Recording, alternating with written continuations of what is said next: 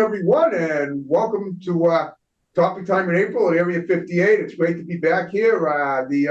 The tech gentleman that does my work was gone for a month, and I missed you guys, but now we're back, and we're better than ever. And we have an awesome show tonight. We've got a Zoom show in New York with a lovely actress and a journalist, and she may do a few other things. We're going to watch a little trailer of one of her films about halfway through the show. But of course, before we get to her, we're going to read these incredible underwriters, and then we will commence per usual. So we have New England Floorscapes in Middleborough. We have La Bamba Tacos and Tequila Mexican Restaurant in Plymouth. We have Fiesta Chara Mexican Restaurant in Carver, right down the street from here. We have Madigan Land Surveying in Middleborough. We have Crazy Axes Rec Center in Hanover. We have Standish Auto Repair in Pembroke. Great to have them back.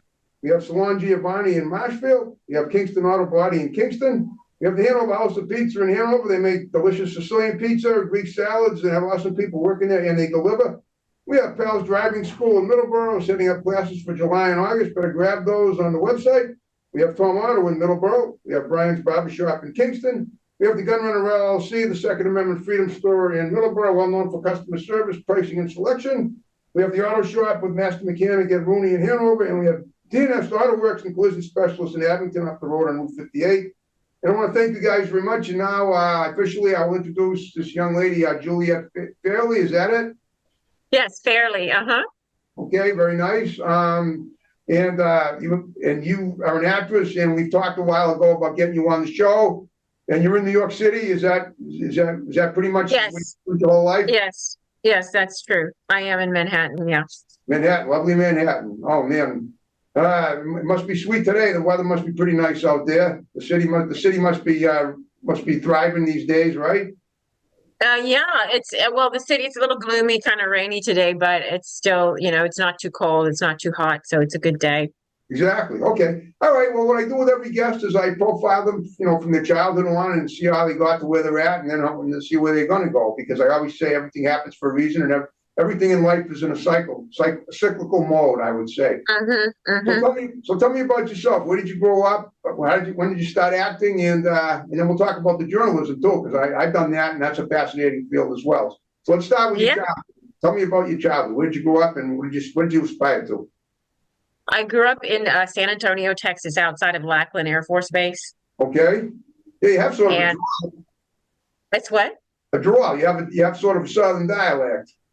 Maybe, yeah, probably. Okay. So I grew up in San Antonio, and I was always a really good writer. Okay. I also was always a really good actress, and I liked to act. And I used to watch Gilda Radner on Saturday Night Live. She was a legend, without a doubt. I wanted to be Gilda Radner, and I wanted to come to New York, and so I did all those things. Okay, well, all right, first of all, you said you're really good at writing and acting. How old were you when you started at writing and acting, and in what capacity? Tell me, what did you write? Did you write for your school newspaper as a child? Did you write fiction? What kind of material did you write, and where did you submit it, if anywhere? And talk about that first, and then well, I was always really good with words. I grew up speaking French and English because my mother was French, my father was American. Okay. So I had a really good handle with words. And so I guess it was noticed that I was a good writer because you had to write essays, and my essays were always I always got A's. Great. And I would enter contests and I would get a prize. So it showed itself pretty early that I was a very good writer. And then I did work on the school newspaper in high school. And then I just majored in journalism. I took some tests. They gave me a test, and they said that I would do good in law or in writing or in fashion merchandising. Okay. And I don't know where the fashion merchandising came from, but I ended up following journalism because my family didn't have money for law school. So I just did the journalism track.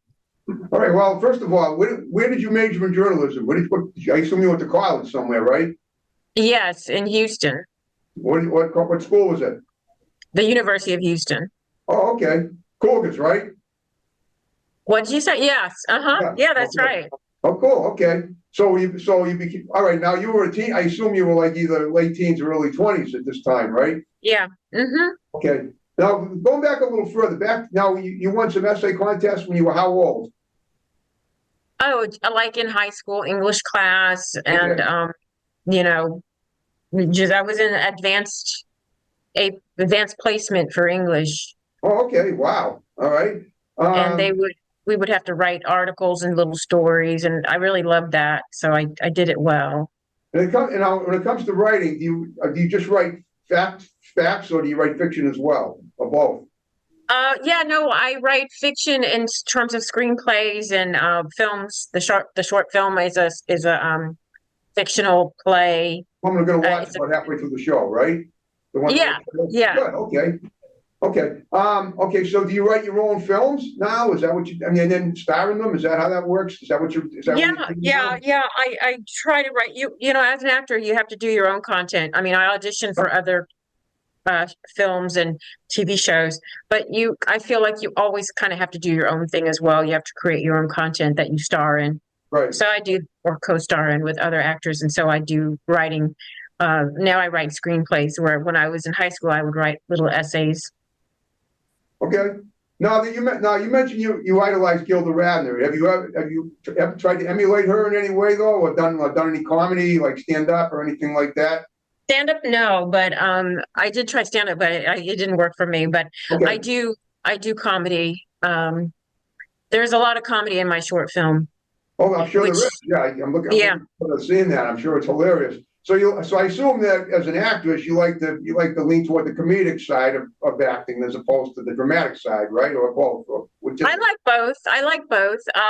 okay. Comedy is, of course, it's lighter. It's lighter than, doing drama. Well, not always. But Sometimes you have dark humor, which can really rattle a few bones, basically. I just made that up. That's pretty clever, right? yeah, That's yeah. a cliche I just made up. But I mean, are you good at dark humor too? I mean, I'm kind of looking at you. I almost get the sense that you have like a tendency to want to shit rattle people's bones and maybe show some dark humor every now and then. Is that right? I'm just wondering. Dark humor. Well, yeah, there is a lot of dark humor in my short film, Adult Children Aha. of the American Revolution. There is.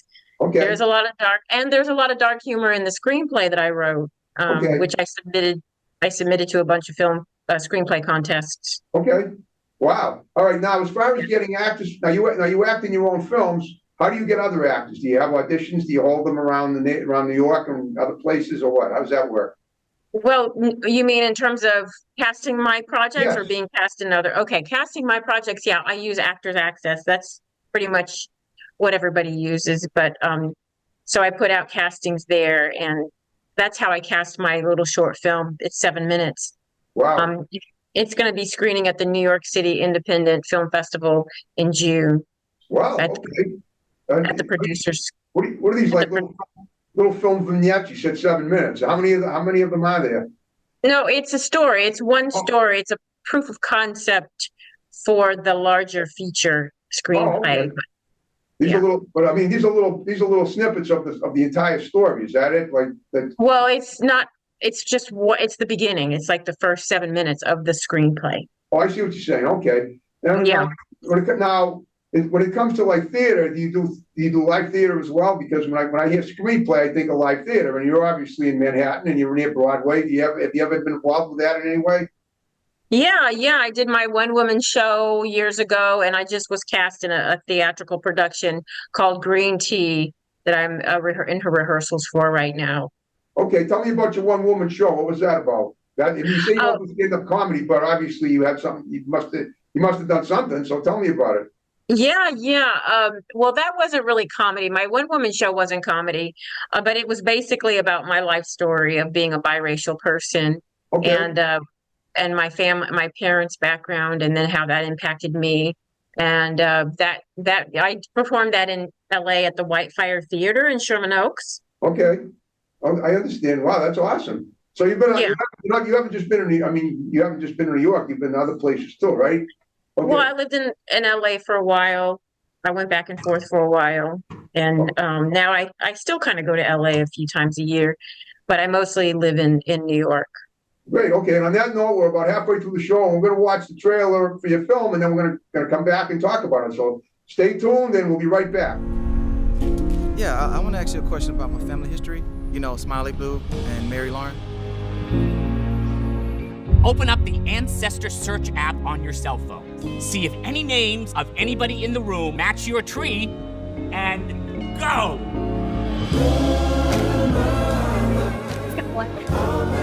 We take our deceased ancestors very seriously.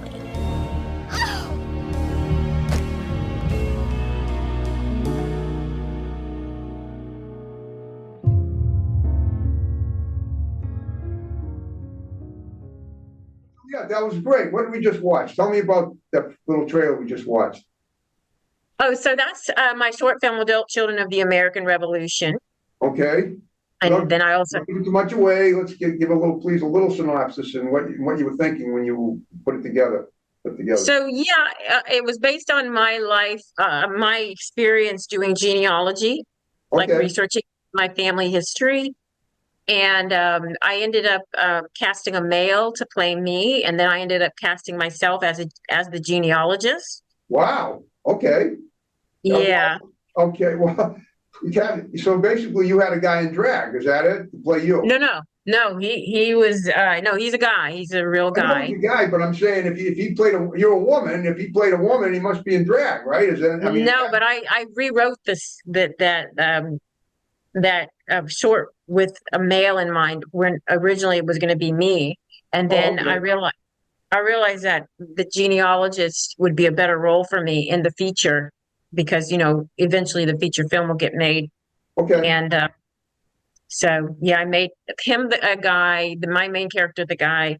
Okay. And basically he meets with me, my character, and I do some research and find out that he is the descendant of 5 white American men who served in the American Revolutionary War in the 1700s. Okay. So basically this is almost like a historical spinoff, right? Kind of, yeah. Okay. It's kind of, I mean, it's based on a true story. It's based on my family history. All right. Now you say you're multiracial. So now you say your father's French and your mother, or is that way? Your mother's French and your father's The other way around, yeah. The other way around. The other way around. But I mean, I'm looking at you, and I'm thinking, you look at you could be a Native American. I mean, you a little Asian in there. Yeah. I'm guessing you probably have a lot of different ethnic ties in your history. No, you know what? It's interesting because when you do the ancestry DNA, it'll tell you, and just says white and black. It's Caucasian and black, and that is it. Oh, interesting. Okay, well, who's black? You said that you didn't say there was anyone black in your family. No, absolutely. Oh, yeah, no, there is. Yeah, my father is black. Oh, he is. Okay, I didn't realize that. I thought he was French. No, my mother's French. Oh, okay. See that? There you go. That's what threw me. Okay, your father's black. Okay, he's Afro-American. Yeah, from North Carolina, South Carolina, and so I traced my DNA through him all the way to the 1700s, the white men who served in the American Revolutionary War. Interesting. Okay. Well, interesting that you should say that because like I said, I looked at you and I thought other ethnicities, but black I wouldn't have seen only because, well, yeah, you look more, you look like the Asian face, the American, but there's also, remember too, that in France, now my parents had a housekeeper from Nice, which is a little village in France.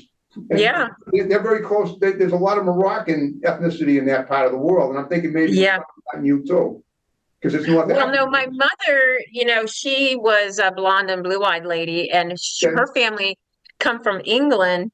I traced her family all the way back to the 1390s in England, and then they migrated to northern France. Oh, okay. Well, whatever. Yeah.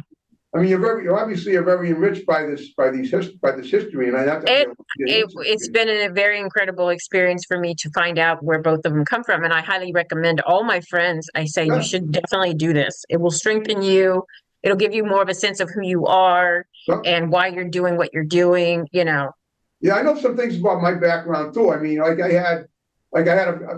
this has nothing to do with my DNA, but I found out that one of my ancestors, one of my great grandfathers, came to the United States from Russia, not to find gold in the streets, but to get away from his mother, who just was totally shoving the Jewish religion down his throat, basically. I mean, so these are some of the things that you find out even from your own relatives are pretty amazing too. But when you get, I guess, when you throw DNA in there and figure out your ancestry, it really adds some spice to the mix, I guess, right? Yeah, well, it's like what's surprising is that all of the information is on Ancestry.com. Ancestry.com. Ancestry just acquired Ginny Annette, which is all of the French documents, which is, it's so much information, you can get it all. Yeah. And there's pictures too, like my great-great-grandmother who was born enslaved in North Carolina. I have a picture of her. And then I got a picture on Ancestry of a church that my other Black ancestors had built in 1870 after they were freed. And they're buried in the backyard of that church in Hamer, South Carolina, in Dillon County. And so I didn't know any of this. I didn't know they had built a church in 1870. Right. I didn't know, I didn't know what my third, fourth great grandmother looked like until I went on Ancestry.com. Okay. Now, in terms of like entertainment, aside from acting I mean, first of all, do you write for any newspaper? You say you're a journalist. Who do you write for today? Or you freelance or what? Oh yeah, I freelance. I freelance for like Orange County Lawyers and Epic Times. Okay. You don't write for the New York Times or the Post or anything?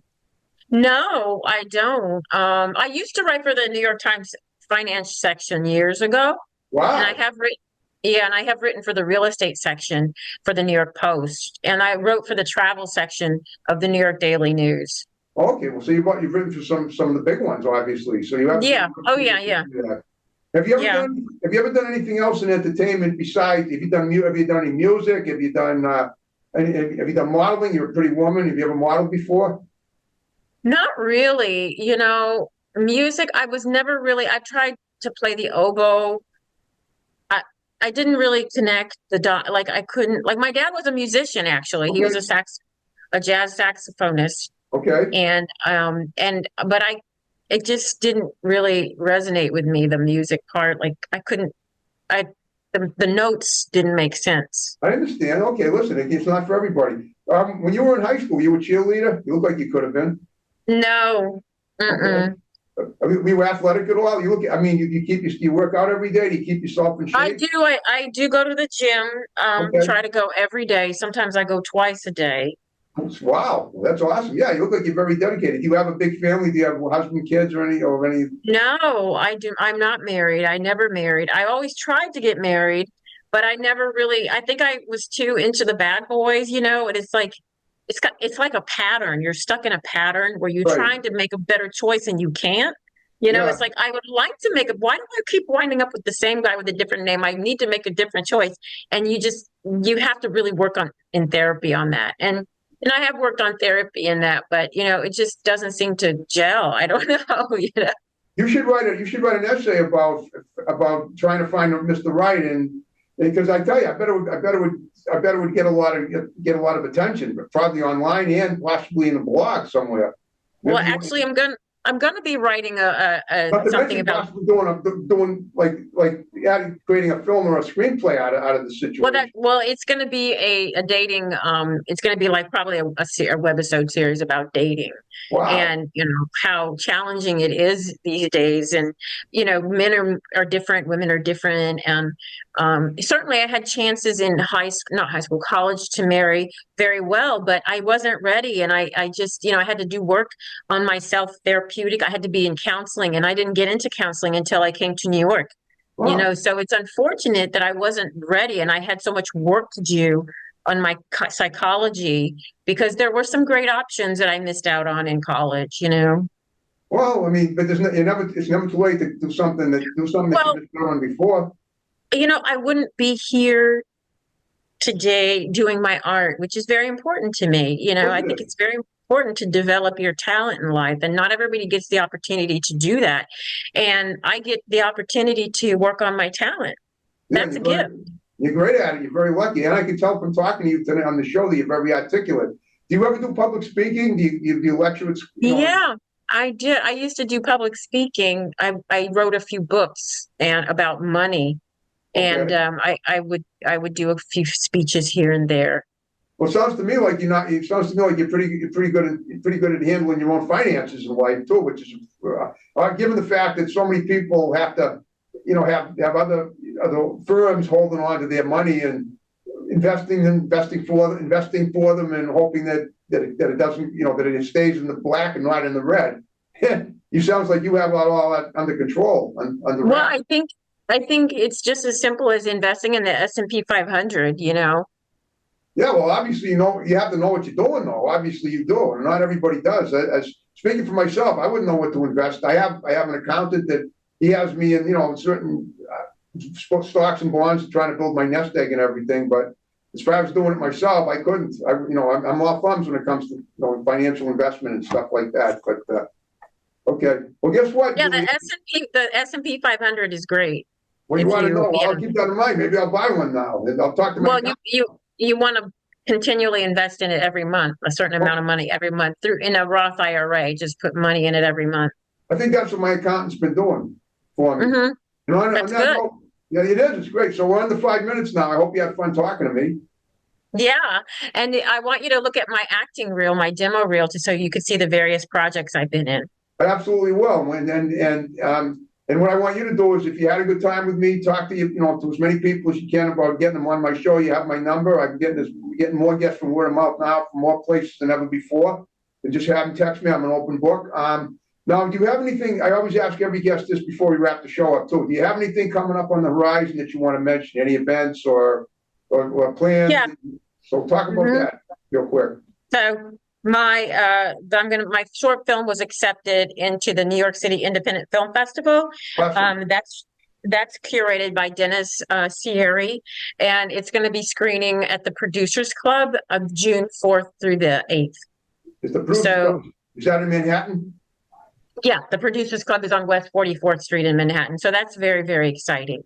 Of course it is. Okay, that's great. Well, if I'm down there, I'll stop in. I don't know. I'm probably going to be pretty busy doing my show, but at least now, because of you doing my show, we're going to be able to get the word out about your situation, and other people that have seen it will say, "Got to stop in to the Producers Club on June. What is it? June? What's the date? June 4th through June 8th. June 4th through June 8th. So that's a 4-day window. That's great. There's plenty of opportunity for that. Well, congratulations. Yeah. You were an amazing guest on my show. I'm so glad that we made this happen. I know we've been talking about it. You're very outgoing and talented person and articulate, and I can see that the world is your oyster right now. I think, and you are rolling on it. I think that's great. Thank you. And I'm doing a play called Green Tea.